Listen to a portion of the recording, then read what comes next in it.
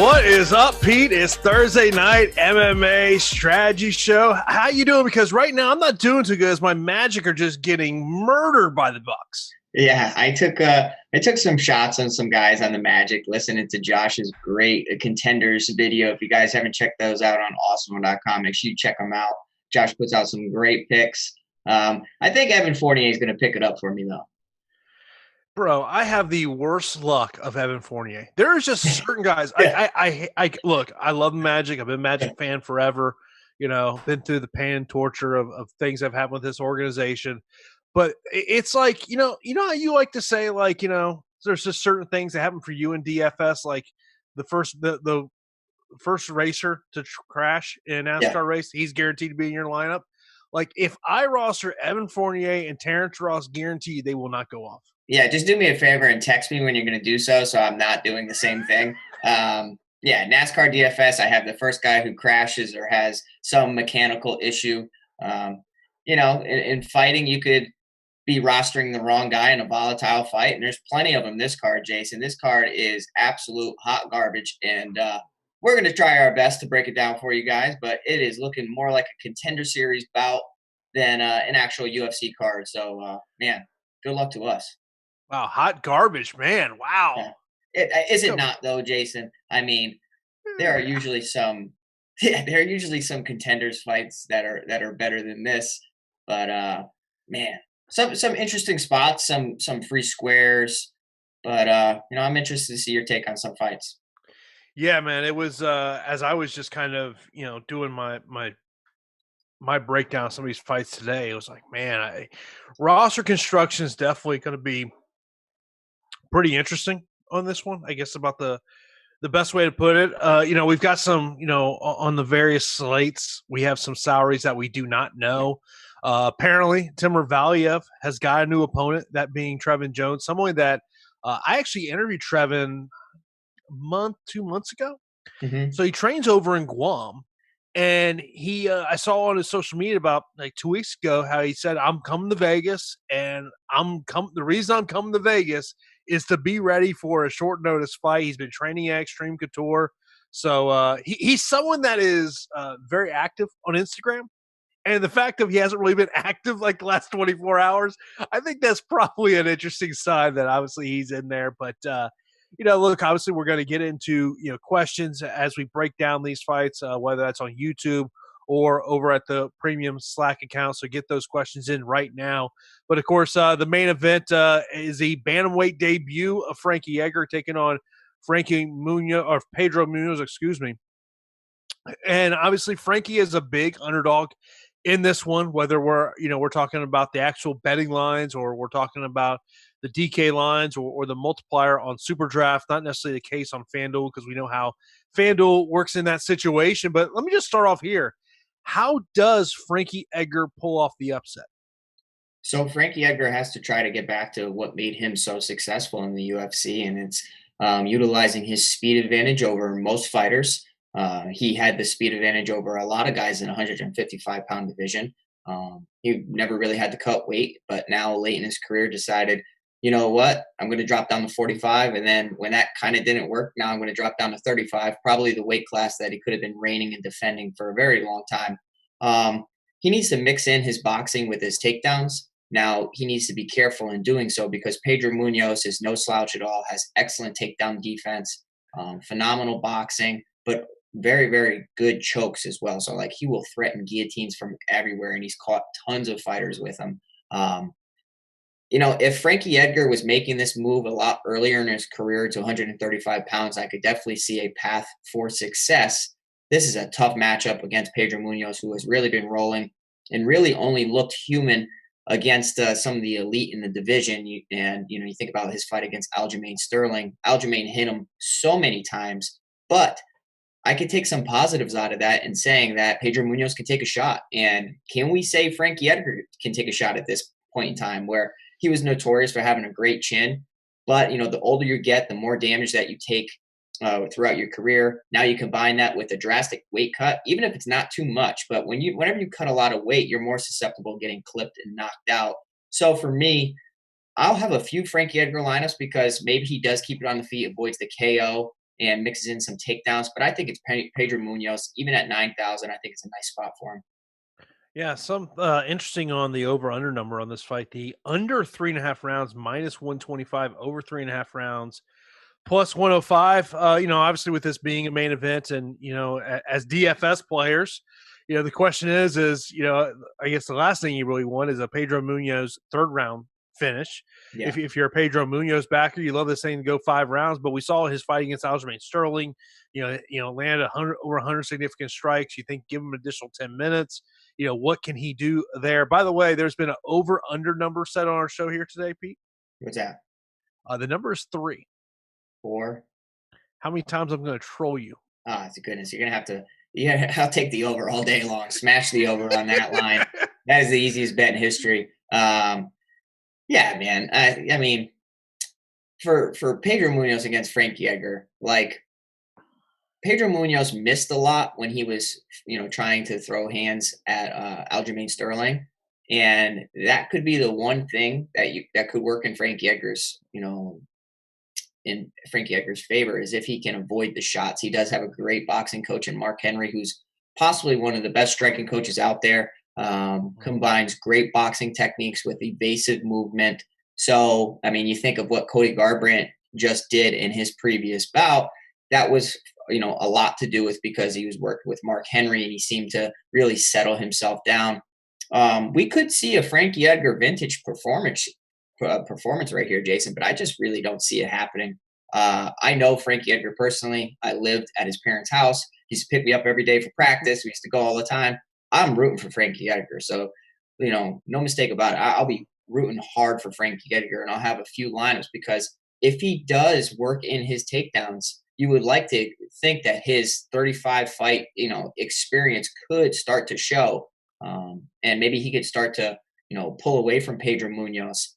Now, as the fight goes on, I don't know who that really favors, Jason, because you'd like to say that the longer the fight goes, the more possibilities that Pedro Munoz has to clip him and hurt him and finish him.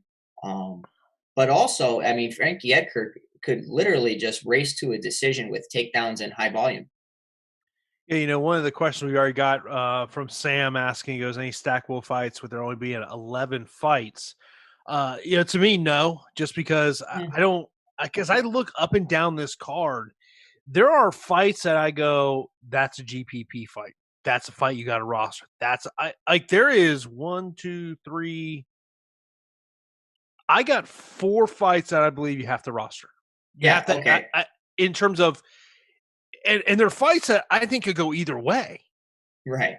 Yes. So there's so many volatile matchups here, and you have a lot of matchups against newcomers. You have a lot of matchups against, probably not UFC ready fighters. And usually the outcomes vary in those fights. So if you're on the wrong end of that, you could be on the outside looking in. Frankie Edgar is notorious for being tough and resilient.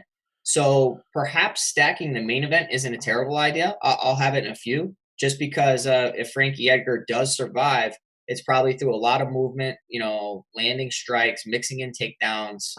I can see it being a close fight, but I do think Munoz betters him and gets the victory here. So that's probably the only fight that I would look to stack, to be honest. I think it just comes down to how you can construct your roster. As you go down. If you like Pedro Munoz, there's some other high end options you may like as well. How do you construct your roster? When I think of fights that to me I see either guy winning, the co-main event is a prime example of that, of Alonzo Menifield and Ovin St. Preux. Obviously, we saw Menifield suffer his first loss last time out against Devin Clark. Nearly getting the finish there in the first round. Devin Clark survives. The one thing that you saw from Menifield in that fight, with it being his first loss, you didn't see any quit in the guy. You didn't see him fold. He kept coming. Obviously, the gas tank wasn't there. Last time we saw OSP was at heavyweight against Ben Rothwell. He's now back at 205 pounds. I would think you imagine the ground aspect of this fight is advantage over St. Preux. But the one thing I do wonder is, with the strength and power that Alonzo Menifield has, if this fight is going to be on the ground, is he just going to be able to power his way back to his feet? Yeah, so 8,300 Alonzo Menifield, the value is crazy on him. He should be a 9K option. I just don't know about this matchup. I think that the price is appropriate because Ovince St. Preux is definitely his toughest test yet. Ovince St. Preux has a significant ground advantage over Alonzo Menifield. The problem with OSP is he tends to be a little too lackadaisical and doesn't throw enough volume or doesn't initiate enough takedowns and seems to fade as the fight goes on. Menifield's a round one kind of guy, but you did see he, was able to survive against Devin Clark, who's a grindy, gritty type of fighter that will take you down over and over and over and keep that upper body pressure on you, especially against the cage. Ovince St. Preux might be a little too big for Alonzo Menifield against the cage and could just weigh on him and zap his energy. This is literally a cardio nightmare. I can see it going either way. I'll have plenty of shares because I'm expecting Alonzo Menifield to go out there and throw some heat and try to take OSP out because we've seen OSP really falter when guys press him and start, going for the kill. And I think OSP is capable of being bullied here. He's older now, 37 years old, has almost 35 fights, 40 fights. So that is insane. I just don't know if Menifield's able to put him away early or withstand, the grappling of OSP because OSP could literally go out there and get the break speed off him for round one and rounds 2 and 3 make it close by, Menifield being fatigued. So for me, this isn't my favorite fight, but OSP at 7,900 is enticing if you can get him to the mat. So I'll probably lean more OSP based on value. Someone was asking about, saying Alonzo will be highly owned on DK at only 8,300 with high upside. I can tell you right now, he's not one of the highest owned fighters in terms of our projections. And if you want those projections and get a MMA Plus MMA weekly pass, you got to go over to awesemo.com/join and get that weekly pass for $8.95, where you can get those ownership projections, fighter projections, and the top fighters tool. Myself and Pete, we use this tool every week, every card. For me, I'm looking at that top fighters tool. Who's got the best chance of being one of those top 6 fighters? Obviously, ownership projections, Pete, is something that I'm always looking at. Because look, especially in an 11 fight card this week, ownership projection is going to be something I'm going to be looking at every day because it's going to be hard with only 22 fighters to be contrarian. Yeah, you have to figure out which chalk you can fade and which chalk you have to eat and kind of ride that wave in order to find some success. Because, like, say you have a smash spot and you don't choose that fighter, you could be on the outside looking in. So, say like Giannis is facing a depleted Orlando team. That's a very nice matchup, and we'll get to the fighter, but I think Agapova is a very nice spot, free square, so to speak. Yeah, it's there's going to be some chalky ones, but to me, like as I mentioned, to me there are I think 4 fights you have to seriously look at that you have to. It's especially in terms of these big GPP tournaments. If I told you pick the 4 winners of Alonzo Menifield, Ovince St. Preux, Daniel Rodriguez, Takashi Soto, Ike Villanueva, Jordan Wright, and who was my 4th one? Maybe it was only 3. Those 3 are good, though. I see what you're saying. I think those are the 3 that you really, and because of their salaries are similar, that you can build lineups where you're just putting one in, one out. Like I know Kyle was asking about when you're making 150 lineups, how many are not going to have the Mike Rodriguez fight? That's a fight that I think is a GPP fight. I just don't know if I want to pay up for Mike Rodriguez just based on the previous performances. And one of the things that concerns me about Mike Rodriguez, it also concerns me about OSP, of being in that small cage, they tend to back up a lot. Yeah, so I mean, if you backpedal a lot or you're more of a counter striker that doesn't do well with pressure, a small cage is usually not the best place for you to fight, especially if you have takedown, defensive problems. And Mike Rodriguez has shown, a susceptibility to being taken down and controlled and out grappled, but he doesn't have to worry about that in this matchup against Prochnio. Prochnio comes in at 7,300, 0-2 in the UFC. Rodriguez is 1-2-1 in the UFC, coming off a KO loss. I know Mike pretty well, and we're from the same New England scene. Fight for the same promotion. Well, not anymore. And Mike Rodriguez is very explosive for the weight class. Has a significant reach advantage, an 8-inch reach advantage over Prochnio. So he's a big guy. He's 6'4" for the 205-pound division. It's just the output of Mike. Sometimes it's not enough if he doesn't get the early finish. And then you also have to worry about his cardio issues. I think Prochnio has a ton of defensive issues. You saw him walk into some big shots from Sam Alvey, basically just marching forward, charging forward with his hands down. So from a technical standpoint, Mike Rodriguez is, much more technical than Prochnio. But I think that Prochnio's aggressiveness, if he can get inside that long reach of Mike Rodriguez and make this an ugly, dirty fight, pressure is crazy, especially when you're talking about a fighter coming off a KO loss. And I know Prochnio is, he's winless in the UFC, but he could be really hungry coming off a long layoff as well. So this is a fight that I'm going to be targeting, Jason. And I'll tell you, a lot of my decision-making will be based on weigh-ins, too. I want to see how a lot of these fighters look, get a better read on it as well. But I expect Mike Rodriguez to be able to keep him away and just be the sharper of the two. But Prochnio is a very, very good GPP dart. Of course, be sure to smash that thumbs up button right here on YouTube. Also, be sure to give us a subscribe to the Awesemo channel. Hit that notification bell, let you know when new shows are up there. Of course, later tonight, I'll have the MLB Early Bird podcast, so be sure to check that out. With Mike Rodriguez, 8,900 price point, kind of concerns me just based on the history. If you look at the betting odds, the expectation is that he's going to win by strikes inside the distance. It's just like, as I look up and down this card, there is just so many fights that I'm like, man, can see it going either way. Yeah, I mean, if you really care about your money, you got to be very careful on this card. And if you're a little reckless, you could take advantage of some spots because you could already tell where chalky plays are going to come in. Agapova is going to come in with crazy ownership. Munoz is going to come in with crazy ownership. Valia is coming in with crazy ownership because he just has a last-minute replacement. So you can kind of see where the public's going to be looking. And, I think that the Mike Rodriguez-Prochnio fight is one that should be targeted. Another fight that I believe should be targeted is Daniel Rodriguez and Takashi Sato. This is one of these fights that I truly do feel that good chance it's going to end up in the optimal lineup. We were talking about this fight a little bit earlier.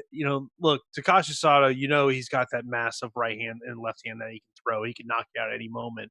But Daniel Rodriguez, to me, is just he's a more complete fighter. Also, look, if you look at the wins that Sato has had in the UFC, Ben Saunders, obviously towards the very tail end of his career, Jason Witt, a 55er, steps up to take a fight at 70, on 24, 48 hours notice. I do like Daniel Rodriguez in the spot. And one of the questions we got was, if Sato and Rodriguez goes to a decision, do you think they can still score over 100 points without any takedowns?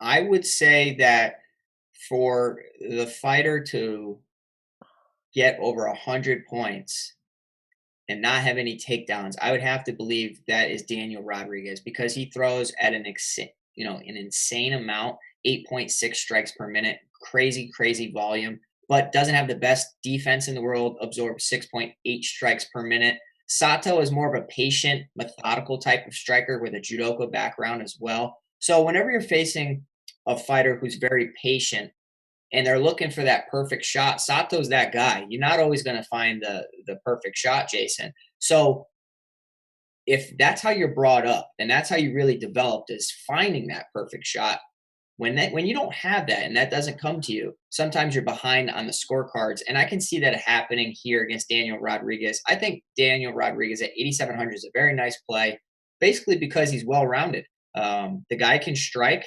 He throws crazy volume. We've seen him tested against some UFC proven fighters. And we also know that he can take people down and submit them whenever he wants. And I would suggest he does that against Takashi Sato here, because Sato really does not have the ground game, to compete on the UFC level. Has a great judoka background, so he has good trips and okay takedown defense. But the problem with judoka fighters is that whenever a wrestler or jiu-jitsu guy engages for a double leg takedown, so to speak, they have a real bad tendency to give up their back, and they reach over to grab the lat, almost like similar to how a judoka would throw with the gi.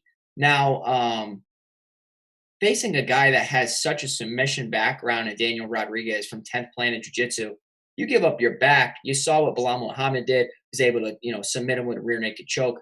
I like Daniel Rodriguez here at 8,700, whether it's via strikes, getting a decision, a TKO, or a submission. I think that he has more ways to win, and I'm backing him at 8,700. So I've got the toughest question of the night for you. Okay. You have any idea what it might be? I have no idea. How does Shayna Dobson win? So Shayna Dobson, I don't know how she's going to win. Tag somebody in, she's going to have to do something, because I don't suspect her to beat Agapova here.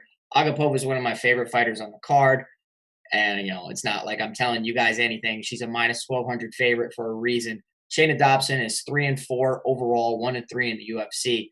Agapova really shined in that bout against Hannah Cifers, who's notorious for being tough and gritty, doesn't get finished too often, especially if it's not via submission route. And, let me just say that Agapova has great submission skills. She has great striking. She can put you out whichever way. So I really like Agapova here at 9,300. And, I usually don't back women's MMA too much for DFS because it usually bites me.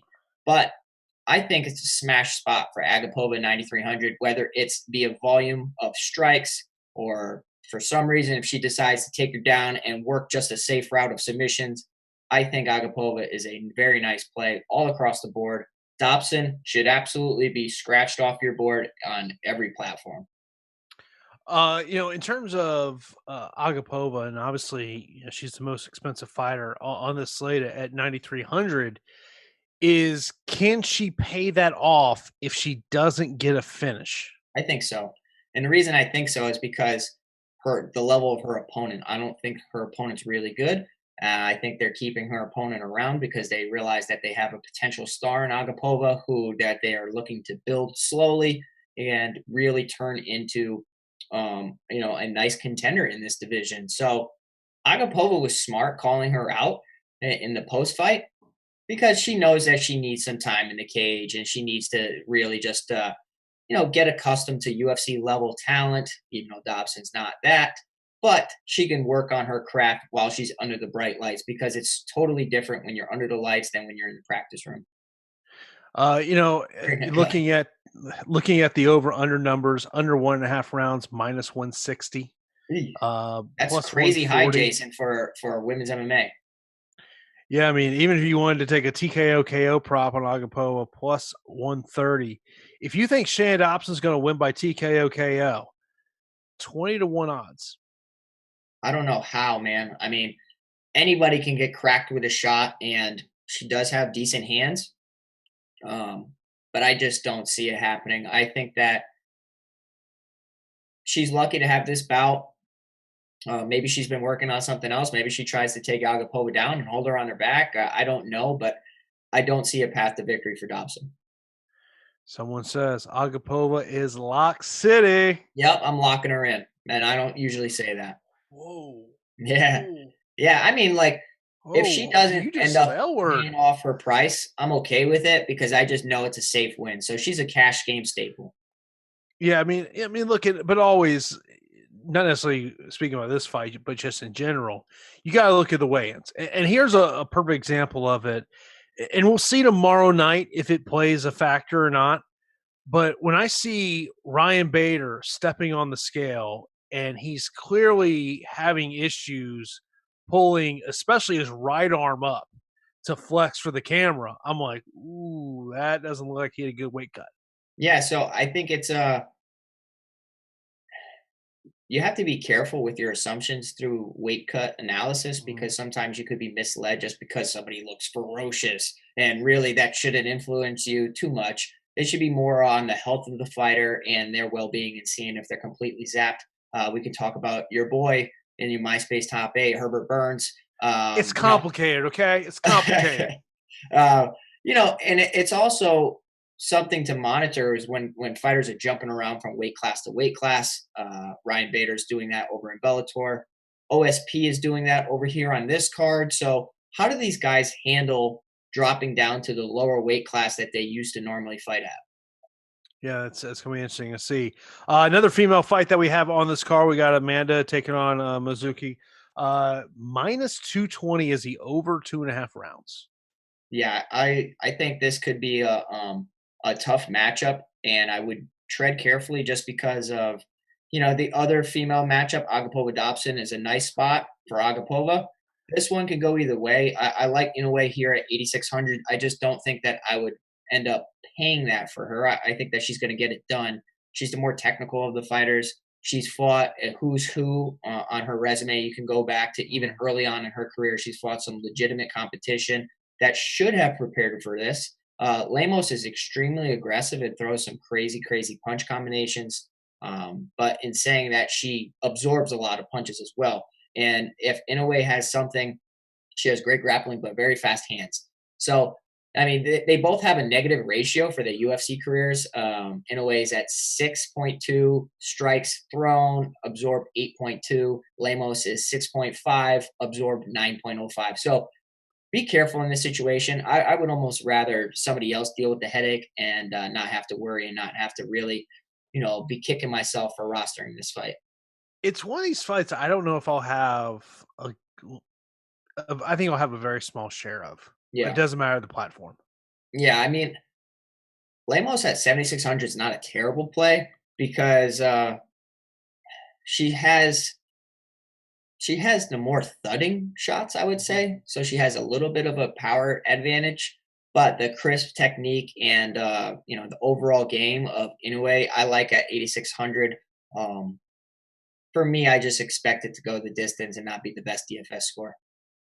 I feel like potentially you have to look at Hubbard and Selecki here as a potential fight that it may be more better for cash games than GPP games, depending on what happens. Joe Selecki, 8,400, Austin Hubbard, 7,800, $15 for Hubbard on FanDuel, 16 for Joe. And then nice multipliers on both sides of this. Where you got Austin 1.45 times on SuperDraft, 1.3 times for Slucky. Look, I love the gym that Austin's at there at Elevation there in Colorado. So certainly a gym that has been on a roll for the most part. Yeah.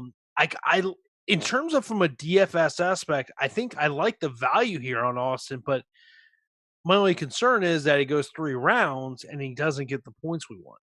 Yeah, I think Hubbard's going to be a very popular play at 7,800. And I think it's more based on his performance last time against Max Roshkopf. Uh, and just, He showing that gone. he's, huh? He gone. Yeah, exactly. You one know, fight, one fight, and see that's I'm telling you, that is a situation where I I I think the UFC was sending a message to managers out there about that one mhm. because that was a situation where Max's managers were really pushing Max on the UFC for a while.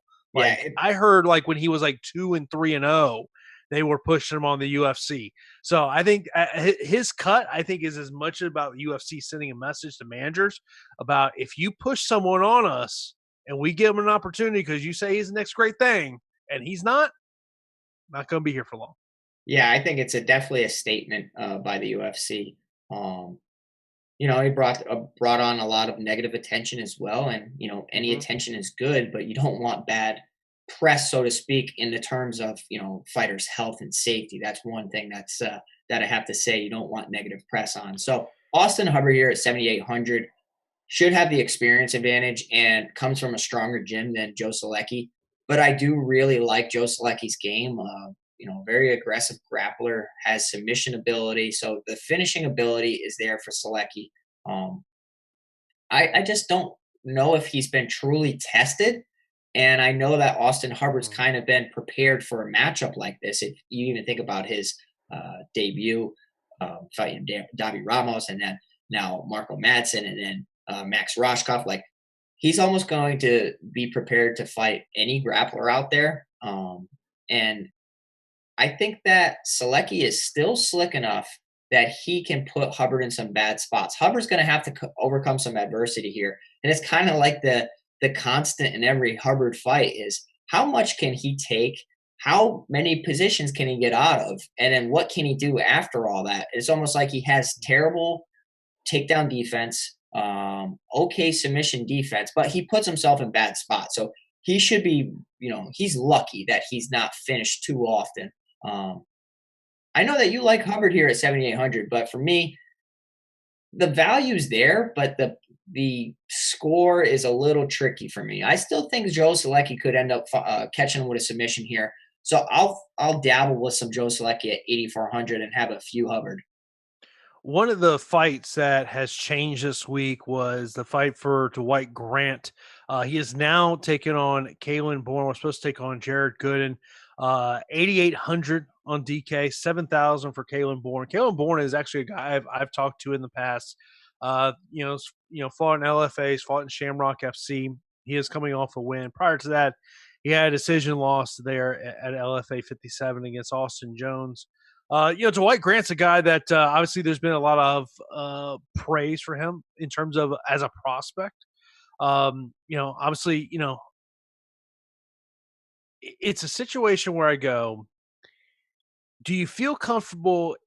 Would you rather have a Dwight Grant 8,800 or a Daniel Rodriguez or Mike Rodriguez in that type of spot? See, I like Daniel Rodriguez a lot just because I've seen Sato struggle with grapplers.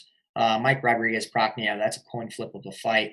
And despite the technical advantage of Mike Rodriguez, Procnia could make it interesting with getting inside of that range and making it ugly, especially because Mike Rodriguez just got knocked out. Grant should be in a smash spot here at 8,800 against a late minute replacement in Bourne. So I don't hate it. He could be one of these guys that could come Mhm. in very low owned, and I might take advantage of the situation because I'll have plenty of Dwight Grant at 8,800. I don't have much interest in his opponent Bourne because I think Grant can, avoid some bad spots, punishing him on the feet. The problem with Grant is kind of, Takashi Sato's problem, and it's finding that perfect shot, being a little too patient for your own good. And when you're too patient, you could be down on the scorecards or you could just win a lackadaisical decision. So Dwight Grant is the pick for me at 8,800. And I think he could come in pretty low owned. So I'll take advantage of that.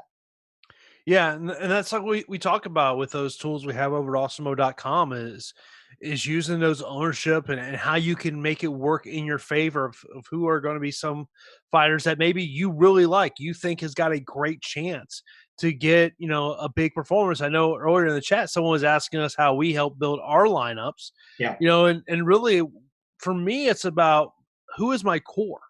Maybe it's just one fighter. Who's that one fighter? I'm like, you know what? I want to have that fighter in my alignment because I'm very comfortable with that fighter. Did not work out for me last week.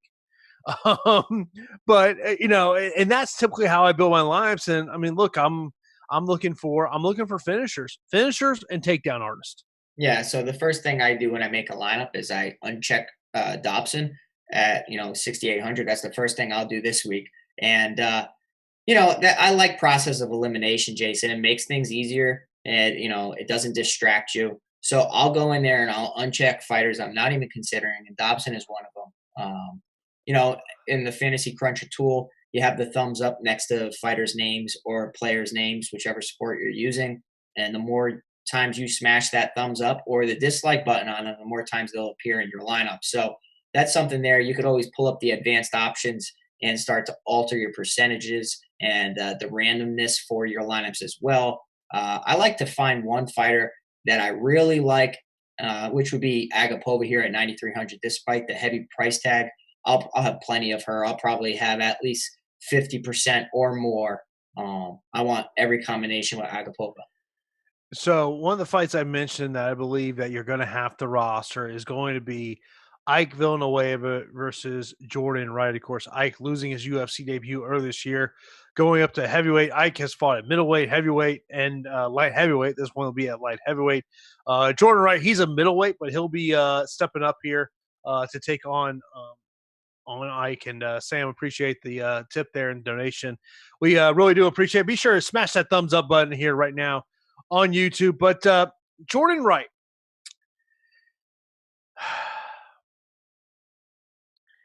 look, there is nothing wrong with putting yourself in favorable matchups. Yeah.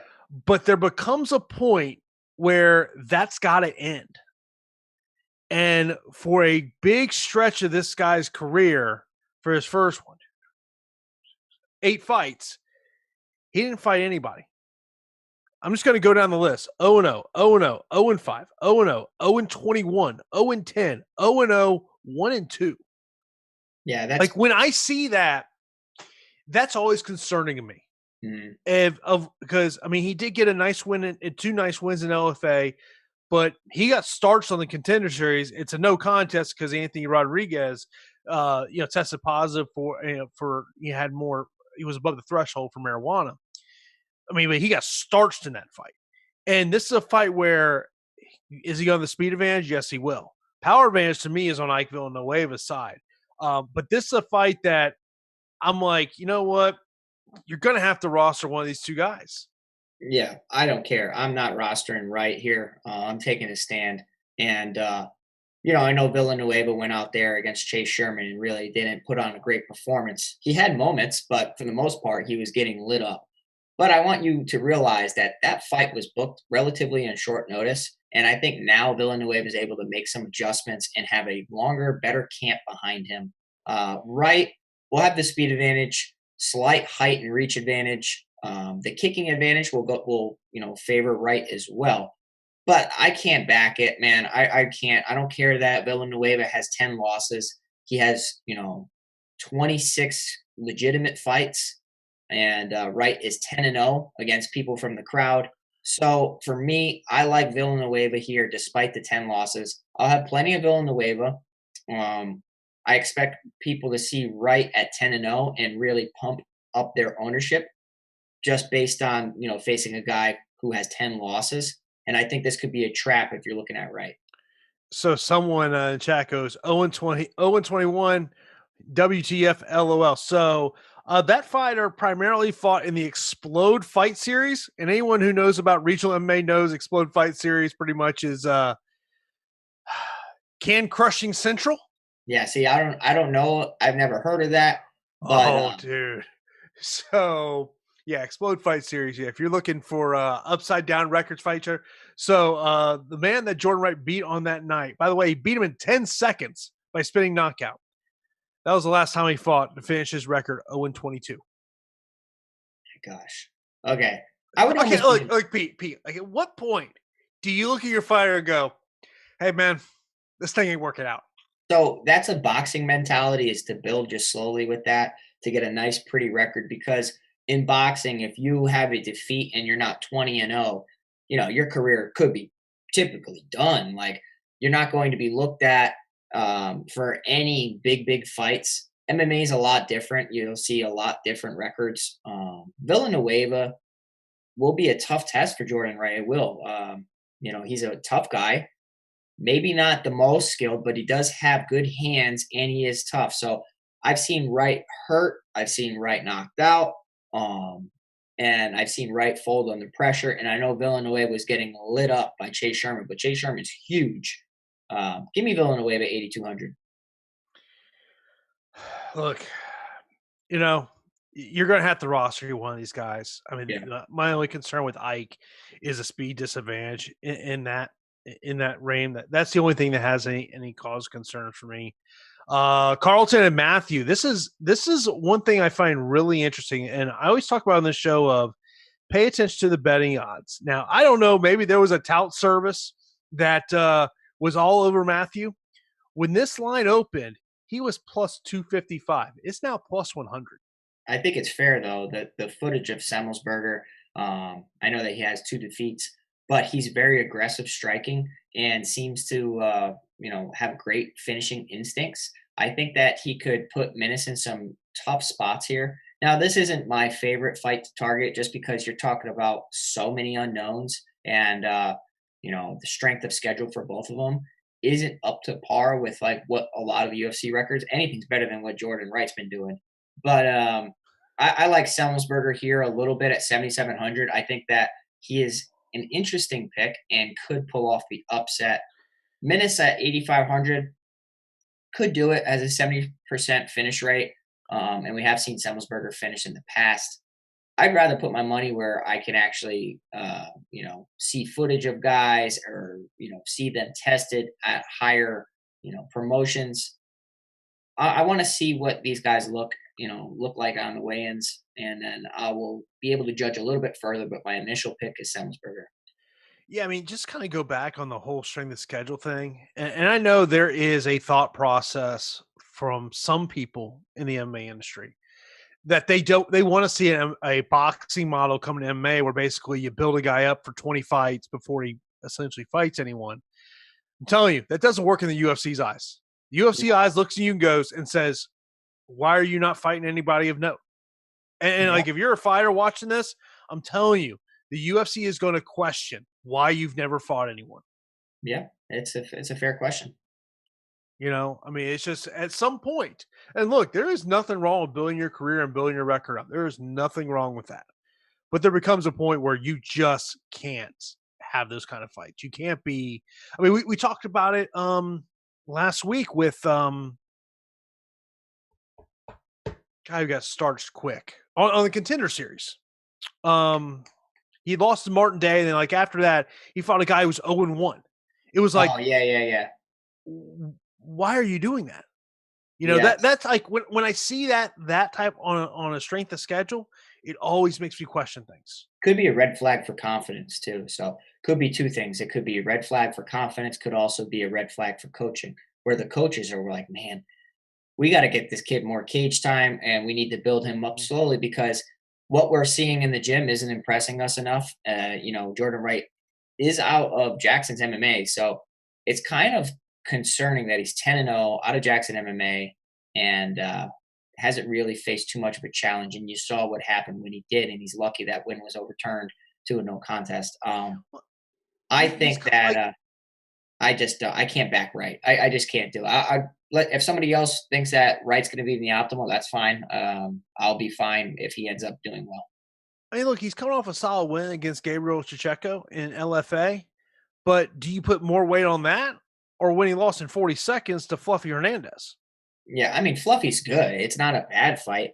Um, if you're Jordan Wright, Villanueva is probably one of the worst fighters in the UFC that's around your weight. So it ain't going to get any better than this. So Yep. it's almost like if you can't beat Villanueva, then you know that it's not going to work out for you.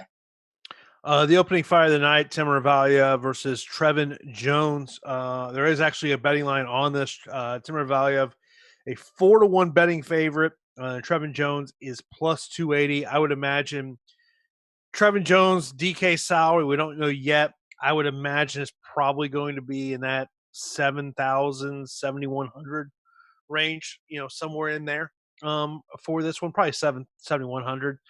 He's a guy that I actually interviewed probably about 2 months ago, trains over in Guam, and made a very smart business decision of, I know I can fly to the United States. Let me be in Vegas, ready to go. He's been training at Extreme Couture, but man, tough matchup against Timur Valiev. We've seen him in the World Series of Fighting. The 9,100 price tag probably scares me more on DK. The $20 price tag on FanDuel is kind of intriguing to me, with what he may be able to do. But I don't know if I'll have a ton of shares of him, no matter what. I absolutely love Valiev here, even though he's 9,100. I think it's a great spot to take advantage of a fighter that, even though he's been preparing for a fight, he's taking it on short notice. And I think Valiev's been UFC ready for years now. We've heard so much about him. Competed well in the World Series of Fighting, and you see he's got a well-rounded skill set. Great striker, good wrestler. he could do everything for a 135-pound division. The one worry is his finish rate coming in at 44% out of 16 victories. That's not the best thing, but that kind of comes with the territory for that division. I think that 9,100 could go a little bit overlooked because of what I just said, the weight class, his history, but I don't want to take away from the potential of scoring high due to the accumulation of strikes or takedowns, advances, and whatnot.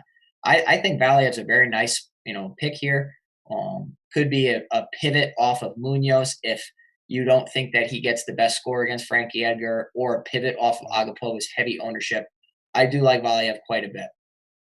Samuel goes as Jason playing the first fight of the night. I'll have some shares of Timur Valiev, but yeah, overall, I just concerned with, am I going to find myself kind of like the Marab fight from last week where he only scored 65 points? Yeah, that could happen. We call that. I knew that would be a tough matchup for him, and not the best DFS score. For me, I try not to predict outcomes too much, like as far as like who's going to score what. It's very difficult to do, but I try to back fighters in good spots, and I think that Valiev's in a good spot here. Of course, Pete, you know what's right around the corner, right? What's that? That's football season. It's right around the corner, man. Come on, aren't you paying attention? Training camp's going on. Okay. Pads are hitting. Are you not paying attention to this? Because I know I am.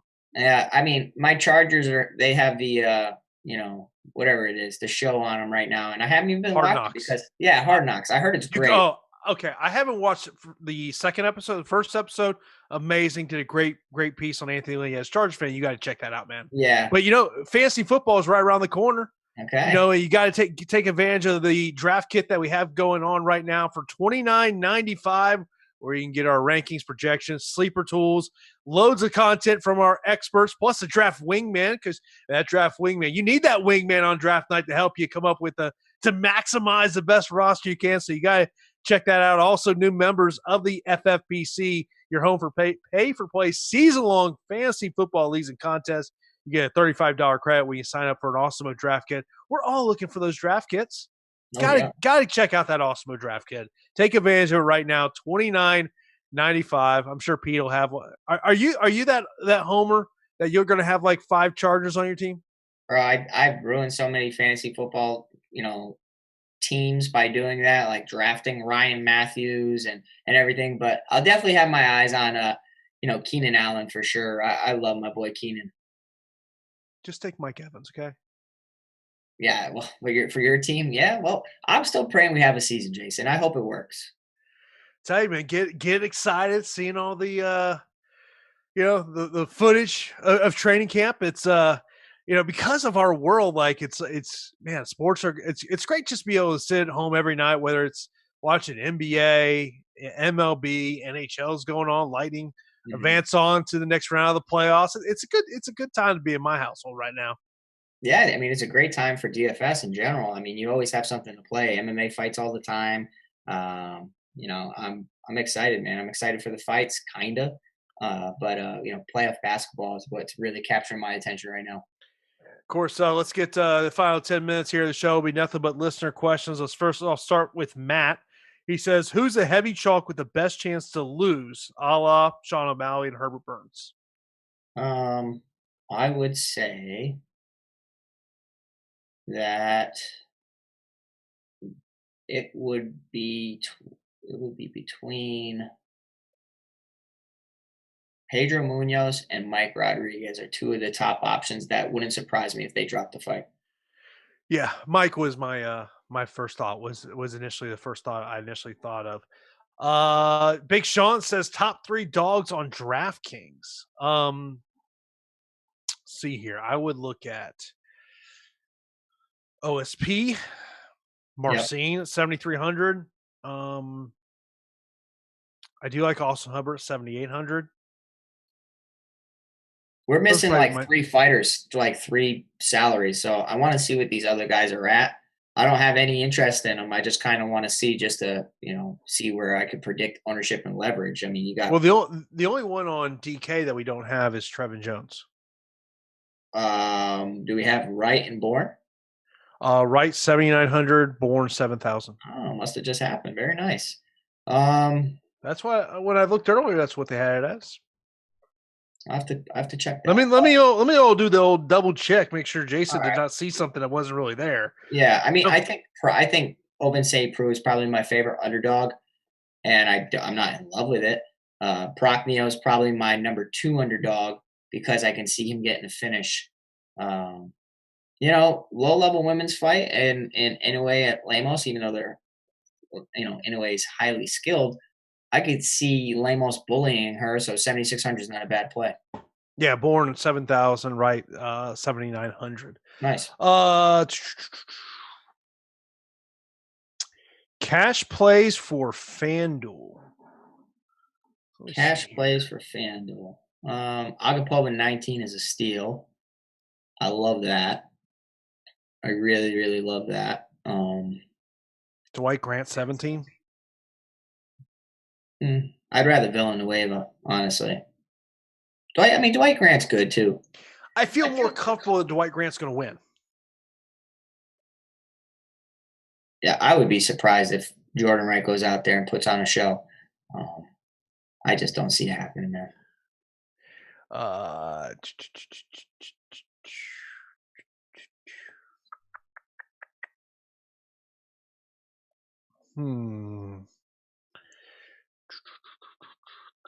Just kind of scrolling down to get here some more questions. Someone saying they had 75% Pineda last week.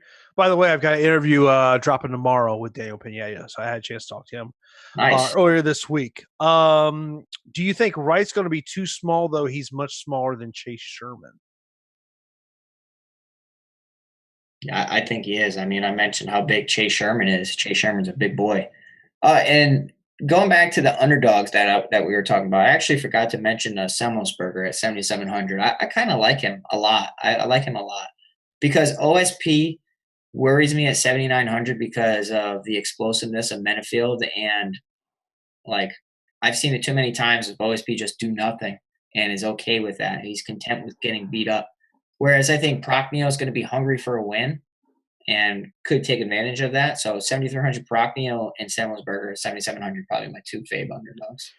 Yeah, I mean, I mentioned this earlier, and for people who weren't listening at that point, the thing that concerns me about OSP and Rodriguez is they tend to backpedal, and OSP finds himself against the fence a lot. Yeah. And I just feel like that's a bad place to be against Alonzo Menefield.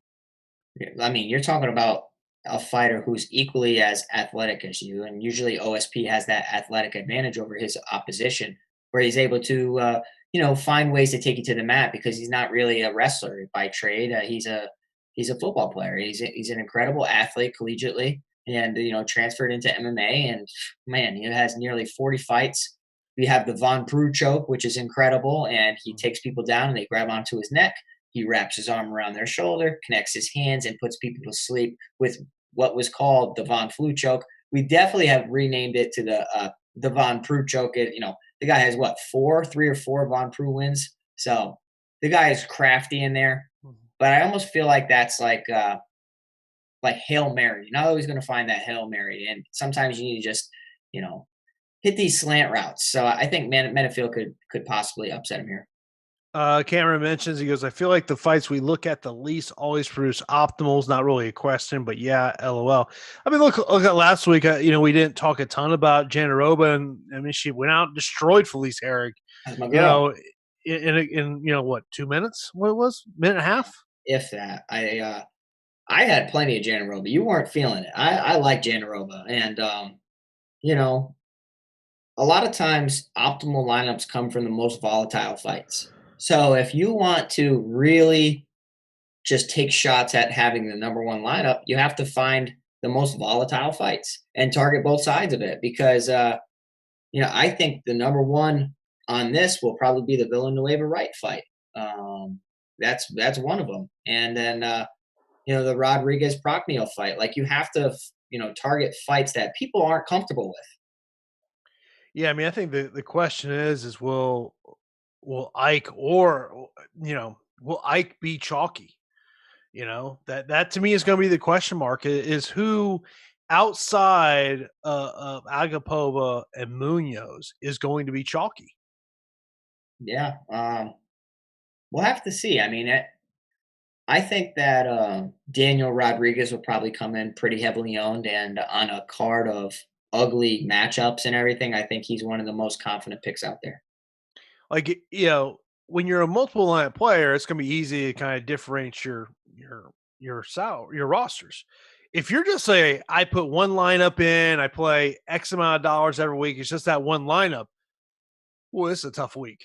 Yeah, single bullets are tough this week. But I mean, you could have a read on it, and you know, the main event is very interesting here, and I want to see what Frankie Edgar looks like on the scales. Not really that is going to alter my decision too much, but if I see him have a rough weight cut, I'll be back in Munoz even more. Samuel asked about Alonzo Menifield, says, will he learn from his last fight to do better this time around and don't gas off as fast? So he comes from a great camp, and that's a great point, Sam. He comes from a great camp, great coaches, and you would like to think that he could take some positives from that fight. You didn't get finished. You didn't quit. The most terrifying thing in there when you're in the cage is running out of gas, not getting knocked out or hurt. Those are literally like the last things on your mind. It's if I'm exhausted and I can't do what I'm capable of doing, that's terrible. And I'm a standing punching bag. That's very terrifying. So I'm sure they've worked on it. And it's not like St. Preux has some incredible gas tank either. He gasses all the time. So this could really be the matchup to target. It's funny as I see the Magic as Markel Fultz just missed a layup. Right. And I'll relate the two here where someone says, which favorite should we fade? I just saw that Chris Middleton only has 2 points. Yeah, I have Middleton. I'm looking at him right now and I'm like, man, goodness. Some who should we fade? You don't fade Agapova unless you don't think that she scores well because she's going to win the I fight. I would say I would look at the other female fight. Yeah. Um, like if I was going to fade a 9,000 option, it'd probably be Valiev. Not saying I don't think that he's going to lose. It's more thinking, does he score enough? Does he outscore the other 9,000 options? Yeah, maybe Munoz though, because Munoz isn't facing an easy fighter at all. Well, okay. Here's a question: what's if I say there's a 50-50 shot Munoz Edgar is not optimal? If Edgar wins, you got to imagine he's in the optimal. Yeah, if he wins, he's in the optimal. But if Munoz wins, is he in the optimal? I don't know. It's because Frankie Edgar doesn't get hit that much, and when he does get hit, he does seem to get rocked. But the guy's average time in the cage is 16 minutes and 46 seconds. Goes to show you he's made of championship material. His strike output is 3.5 strikes per minute, and his strikes absorbed is 2.48. So, 2.48 is a very low number, and that's because he moves his feet so much, and he's a little evasive, has good head movement.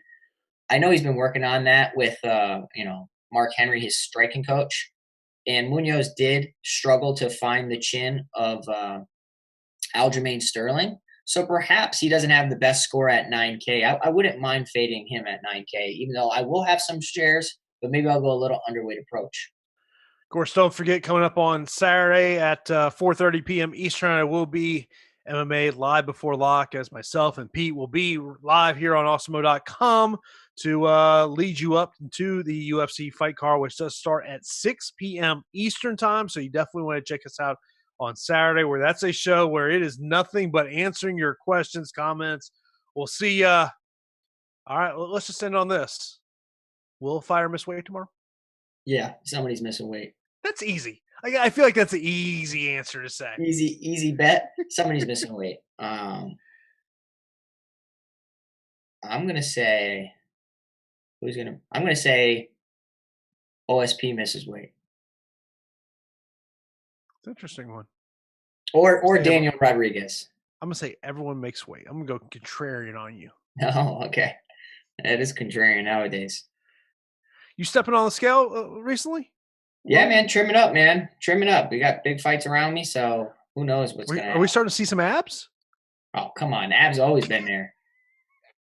Hasn't always been there, bro. I didn't put on bad weight, Jason. I just, Bro, the picture you put on your IG story, I think it was today, of you back in the day golfing. You look so like, how young were you in that picture? 21, 22? what photo? I You don't. and Cerrone Oh my golfing. God, yeah. Oh, so that was 5 years ago. So no, I was 20. I was 25. Yeah. So my boy Cowboy and I went out there and we went golfing, and then I didn't have a shirt. He's like, "Hey, wear my sponsor shirt and we'll take a photo." So yeah, it was pretty cool playing golf with Cowboy and Pat Haley. By the way, we need our listeners to come with the number how many times I'll troll Pete on Saturday live before lock. Be sure to come up with that number. Hit us up on social media. Let us know where that's at. Of course, I am at Jason_Floyd. He is at Pete the Heat MMA. So let's go wrap it up for MMA live before lock, which you hear every week here on Awesemo.com.